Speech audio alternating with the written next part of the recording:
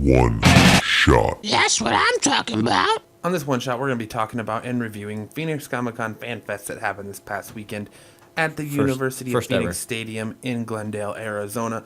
First ever Fan Fest. We were privileged enough to be graced. We are privileged enough to be graced with press passes and media passes to be able to get into the event and check it out. Yes. And I have to say, for a first-time event, it shows a lot of promise. It shows a lot of promise.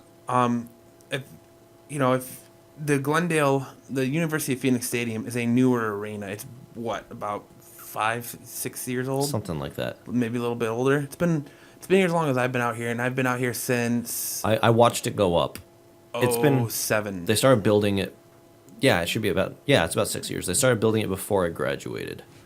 And it's one of the most high-tech, was one of the most high-tech NFL stadiums until they started building all these new ones. Yeah, they're able to roll the grass out into the parking lot, which is exactly what they did. Yeah, and everything was set up on the floor of the arena, which was really cool. The turf would be. It was just kind of like a surreal experience. You know, I've been to a few football games in that arena, and just being able to actually stand on the field where the field It feels a lot smaller when you're standing down there. It does, and looking up, it's kind of cool. Yeah. It does feel a lot smaller when you're standing down there compared to like when you're up top.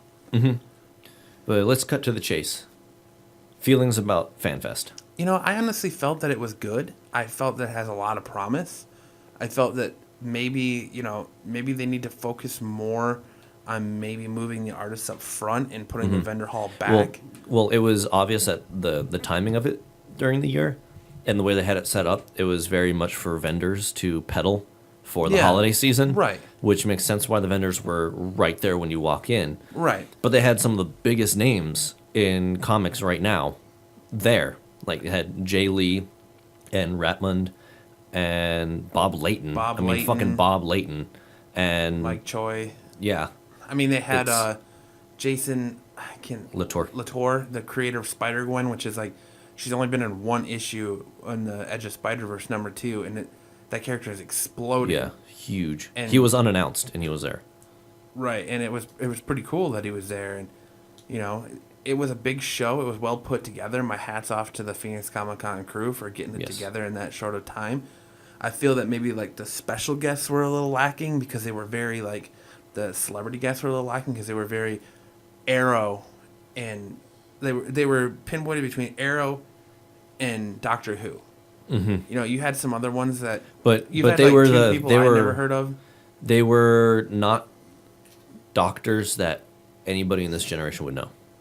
Right, because it was the 6th and the 8th doctors. Yeah.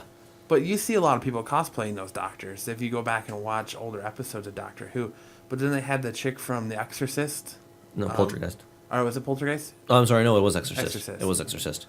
They had the woman who played the little girl in The Exorcist there, and I never really got to see her because she was always all over the place. But and I don't know. I felt like it was to me, it was very smooth. It was very smooth. The aisles were spread out so people could get through. It was well spaced. And it was just like there was no issues with like getting from point A to point B. Well, there was line issues. There wasn't anything but what was on the floor, really. Well, they had panels and stuff too, but like the panels room split off underneath the stadium, and it was all around cool. I mean, we took a lot of pictures that we're gonna have up on our website and geek2nerd.com, so definitely check those out. I've put a majority of them on my Instagram. Our Instagram. I'm still deciding whether or not I want to put more up because we still have more pictures that we could put up. But definitely check out our Instagram and Absolute Geek Podcast. They did their usual Phoenix Ultimate Geek Showdown. Pugs. Yep, Pugs. That was actually really cool. But they did team based this year. Yeah, and it was Kellen and I were talking about doing it, and it was teams of 3, and I didn't know what it was. Like I thought it was like you debating, like they give you 2 topics and you have to debate, which is essentially what it was. But it wasn't like debate Supernatural versus Stargate. It was one of the question was who uses a whip better, Indiana Jones or Catwoman. Yeah. And they gave you a side to debate, like this team's going to debate this, like this side's going to debate Catwoman, and you go back and forth. Or like who's the bigger coward, Scooby-Doo, or who's the first person to hit the fetal position, Scooby-Doo, or like I can't remember the cat's name from He-Man. He-Man's tiger. Yeah. But that was another one. And then, like, who would win in a galactic fight, Genie or Q from Star Trek? So, and that would be Genie from Aladdin. And one of our friends, Jose, was in it, and unfortunately his team got that Genie versus Q question, and they lost. But it was actually a really interesting thing to see, and I would love to participate next year or even at Phoenix ComiCon. Yeah, it's an interesting concept, making it team-based as well. But overall, it was, as we stated, it was very smooth. It felt like they had really planned out the floor well. It was very cosplay oriented, a lot of cosplayers, and it was just very open. It was nice. I would like to see more events take place there. If they moved Phoenix Comic-Con there, I think they could do it. I would too, and like especially if they opened up like the Ring of Honor, like the concessions area, like the Ring of Honor for like straight artists and stuff. Yeah. And then they had like the main, like the celebrity guests in the vendor hall on the floor. That makes so much space, and if they could actually use like the hotel next door for the conferences, for panels and stuff, panels, like that's so cool. Like everyone's like, oh well, that's stupid, that's too far to walk. Well, if you go to the Phoenix Convention Center, it's literally no far to walk from where they hold the vendor hall now to a panel that's in Building C. Like it's still a long walk, regardless. And then you put like the cars, like Kit and the Jurassic Park Jeep and stuff on the way there, and all their outdoor events on the way there. You're not going to notice that it's like a fifth of a mile or whatever it is. And you know, you got it helps Westgate too. Like there's a bunch of places to eat in Westgate. It helps local business. Like in general vicinity, you have Westgate. You do not have to leave. Right, you have Westgate, which is a bunch of bars for people who want to go to after events and drink. Yeah, or that's eat another food. great point. They've got you know, the Tanger Outlets is right there. Yeah, if you want to go clothes shopping or whatever. Everything.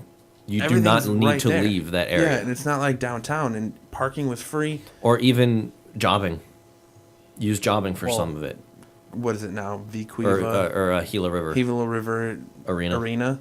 Yeah, they could use that for part of it too. And to me, that makes total sense. But just make that entire complex. And they could do it. They could definitely do it. And the city of Glendale would benefit.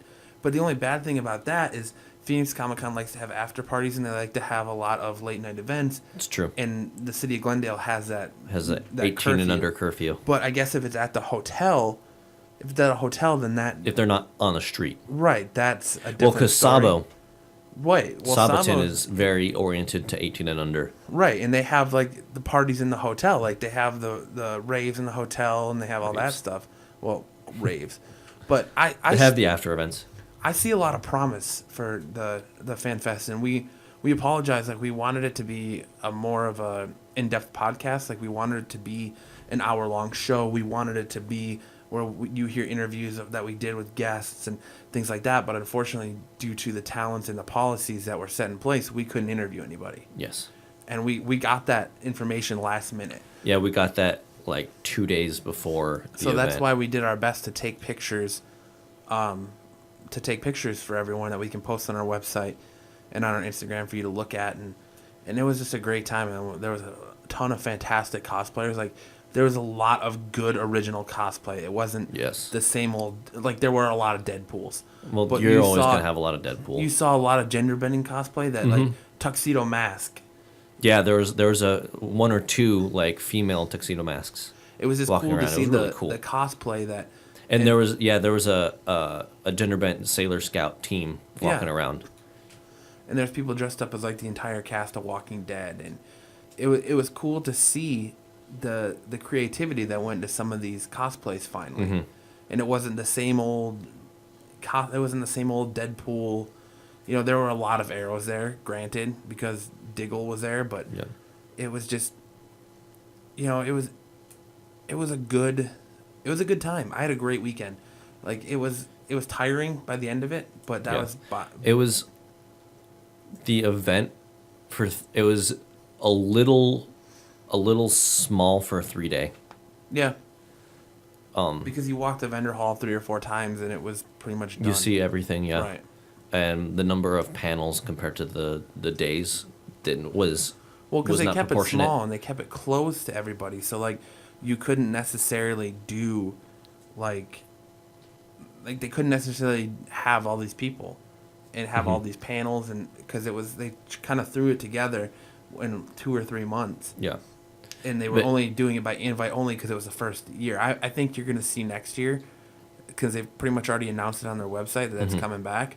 I think next year you'll see a lot more panels. You'll see a lot more artists. Oh, yeah, it was obvious this more. was testing the water. Yeah, and I think they did phenomenally. Like, yeah. I was surprised. I took the day off from my normal job Friday and I went with our buddy Jose and his sister Amanda, and we were standing there in line, and I was kind of looking around. I was like, man, this is crazy how many people are here for 10 a.m. on a Friday morning. Yeah, and I saw a lot of people that I see at regular conventions, like the Eric Cartman with the Cheesy Poofs. Yeah. Was at Mesa Media. Right. Or Mesa Comic and Media, which just shows that they're willing to make that drive. If they're located out there, they're willing to make that drive out here for something that had like barely any promotion. Well, it does my heart good. Matt and the guys at Phoenix ComiCon, like they do a good job. There's times where I don't necessarily agree with the way things are handled, or like I was very vocal last year about their line situation. That's not necessarily their fault, but their line people don't have to be rude either. Yes. I know people are not listening to them and ignoring them, and it gets frustrating, but you have to remember that these people paid to come here and have a good time. They don't need their good time ruined by your negativity or whatever 2-cent comment you want to throw in there, because you're a volunteer, so you feel like you can say whatever you want. Yeah. But I feel like they did, like ComiCon, like FanFest, I feel like they did very, very well. And I only hope for great things coming, from it.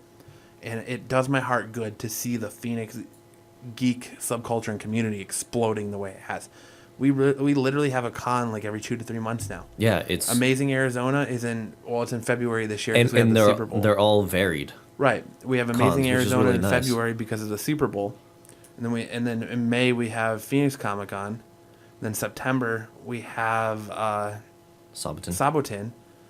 And then October we have Mesa Media. It was Mesa Media. Or Mesa Comic and Media. And then November we had Tucson. And then in December we had FanFest. And literally we have January and then there's also Tayucon.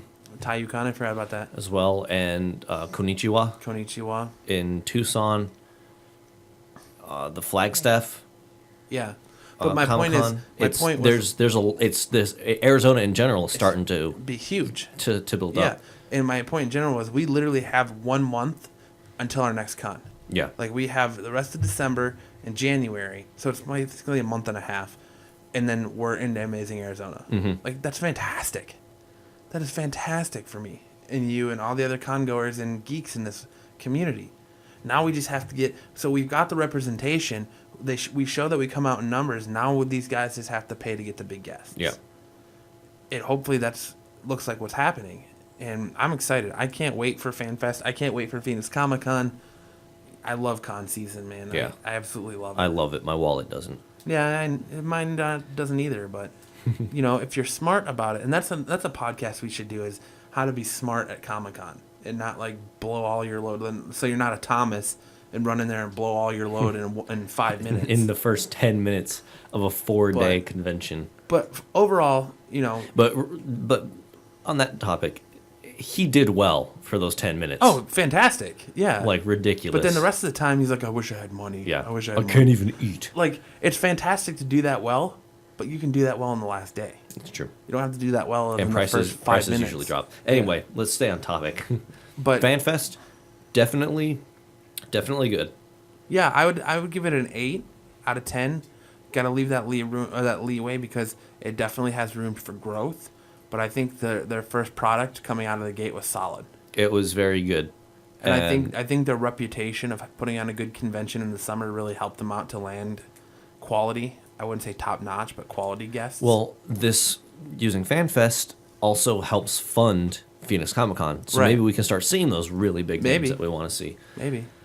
So yeah, it feeds into itself, and it's awesome. It's phenomenal, and I'm glad that they had a con. Like, our weather has been really generous this winter too. It hasn't been super cold. It hasn't been freezing, but it hasn't been hot.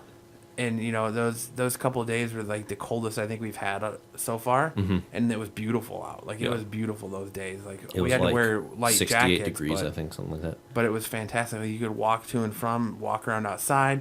People were outside. They had events outside. They had really interesting events outside too. Like they had like the Arizona Quidditch Federation or something like that. Yeah, Muggle Quidditch. Yeah, they had Quidditch teams out there, and they had I got yelled at for this, but I'm going to state this. I believe it was the SCA, the Society for Creative Anachronism, which is the medieval. Yeah. Medieval. It's not necessarily reenactment. Like they live this lifestyle. I got yelled at for this because I had asked somebody at a convention that was in full armor. I had asked them, "Oh, are you with the SCA?" And they're like, "SCA, they use rattan and wicker weapons. We use live steel." And I was like, "Whoa, sorry," but another medieval reenactment group was there, giving demonstrations, and they had like the kid stuff, the bounce houses, and it was there was something for everyone. It was. They showed more diversity. Yeah, definitely. Like they picked and chose really interesting events for the outside.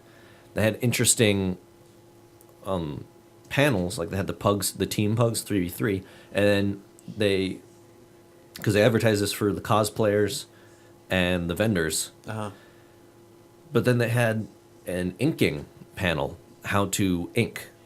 Yeah, they put that together like a 4-page, or not 4-page, but like a 4-panel. Yeah, 4-person panel. Comic in the weekend, and they had like our friend Joshua Green, who you've heard on the show a couple times now. He inked on it, and they had a couple different artists out working on it, and a couple different inkers on it, and it was just it's a really cool way to get new talent that's trying to come into the industry and already talent that's there, kind of working together and collaborating.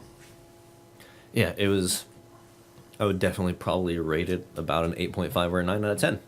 I would probably on that give scale. I would have to give it an 8, just because there's still room for growth. That's why I gave it about an 8.5. It still went off without a hitch. If there was a hiccup or a disaster, we didn't know about it.